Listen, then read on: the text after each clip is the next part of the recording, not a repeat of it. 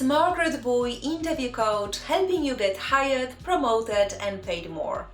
Over the last 13 years, I've helped hundreds of job seekers worldwide to get the jobs and promotions they wanted. I put up brand new videos on my YouTube channel a few times per month, so if you're new here, consider subscribing. Last week I talked about how to make your mark in a big company. If you haven't seen that video, see the link below this video.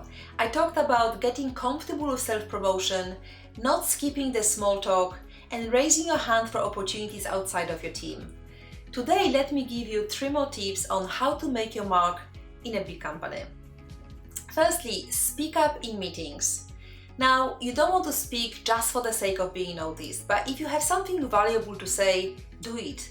It's easy to feel intimidated if there are loads of people in a room, but it's always better to voice your opinions in the moment rather than following up with email later. That way, you're giving people an opportunity to associate your face with your name. Also, be transparent about your career goals. That's actually important whether you work for a company of 10 people or 10,000 people, but especially when you work for a big organization, you want to be upfront and vocal about your professional goals. Your manager can't read your mind, so you can't expect them to advocate for you and your ambitions if you don't make those known. Whether you eventually hope to move into a management role, you would like to find out more about another department or do some additional training, have those honest conversations with your boss.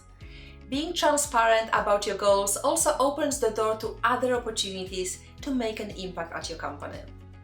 And finally, ask others for advice. Within your organizations, there are likely to be people who have been there for years and who are very successful there.